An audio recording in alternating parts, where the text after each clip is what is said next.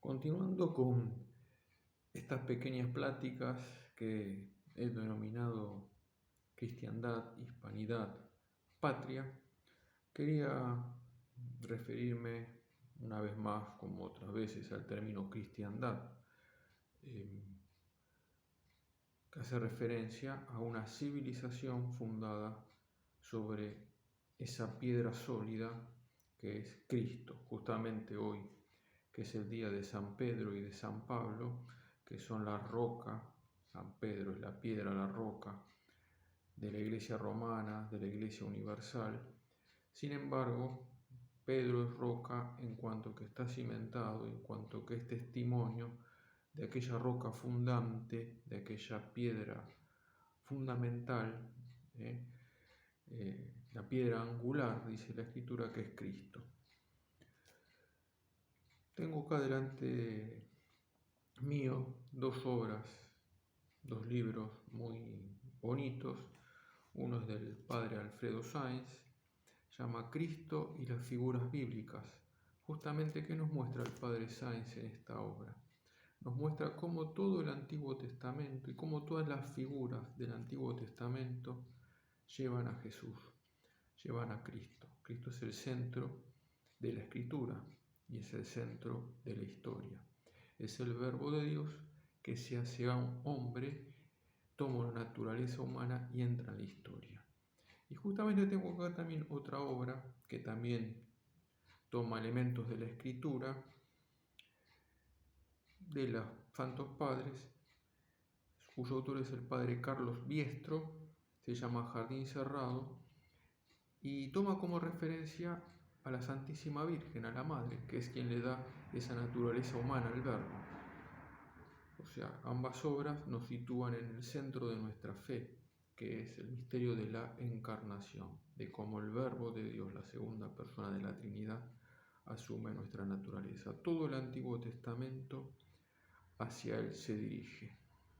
Incluso podemos situar la historia antigua, mundo pagano, hay referencias a la salvación que va a venir, incluso esa búsqueda de la sabiduría que se dio en las civilizaciones clásicas, de algún modo nos están hablando de que se estaba buscando a ese Verbo eterno que finalmente se nos mostró en Jesús.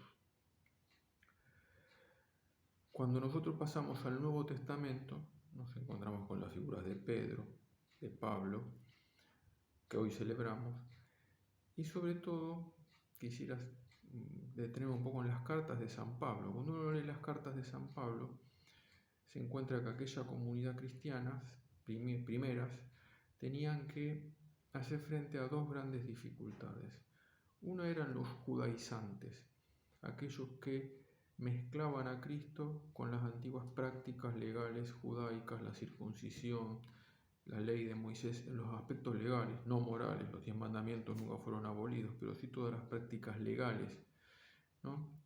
Y San Pablo lucha mucho contra todo aquello, porque una vez que vino Cristo, la única salvación está en Jesucristo. Y, por otro lado, tiene que luchar contra todo ese ambiente de paganismo que rodea a aquellos primeros cristianos, la idolatría presente por todo el mundo antiguo y la disolución de las costumbres que acompañaban a esa idolatría.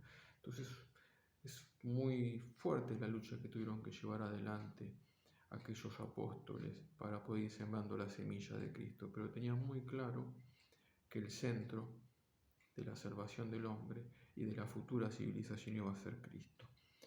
Y Cristo presente en aquellas primeras comunidades celebrado en el banquete eucarístico, ¿no? Vienen a mi mente también ahora dos obritas muy bellas de un gran historiador, ¿no? Que es Hilaire Belloc, La crisis de nuestra civilización, Europa y la fe, y tiene algunos capitulitos que nos describen las primeras comunidades cristianas y cómo el centro de ellas era la Eucaristía.